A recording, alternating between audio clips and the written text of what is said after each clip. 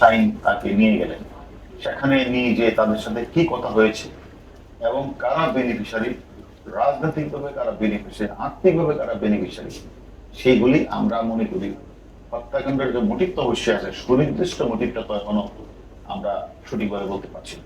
তবে আমরা যেহেতু অনেকগুলি মানে প্রায় 9 জন টোটাল আসামি গ্রেপ্তার হয়েছে, আমরা দুইজনকে সর্বশেষ আমরা গ্রেপ্তার করেছি, যে যারা মানে ওই বিল্ডিং এর থেকে সারা রাত যাবত তাদেরকে পৈশাচিক খায়দায় টুকরা টুকরা করে দেহ থেকে বিচ্ছিন্ন করে তারা যে ফেলে দিয়েছে যে 2 জন, তারা এর মধ্যে ফয়সাল এবং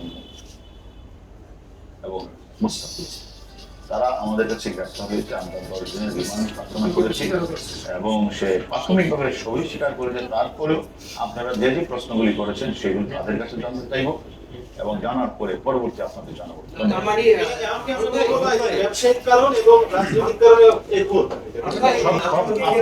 কারণগুলি বলেছেন সবগুলি কারণে আমাদের আমলে নিয়ে আমরা এখন তদন্ত করছি। আমরা একটা কথা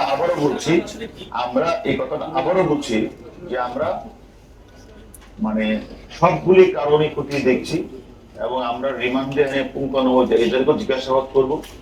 এবং পাশাপাশি এটাও বলতে চাই, আপনাদেরকে আগেও বলেছি আবারও বলছি, আমরা আমাদের যে তদন্তকারী কর্মকর্তা তার প্রতি আমাদেরও নির্দেশ প্রদান করা আছে, আমাদের ঊর্ধ্বতন কর্তৃপক্ষের নির্দেশ প্রদান করা আছে, অযথা কাউকে ঢাকাতে গিয়ে হয়রানি করা হবে না, হচ্ছে না, হবে না। এবং এই ঘটনার সাথে সংশ্লিষ্ট যাদের বিরুদ্ধে আমাদের 160 করে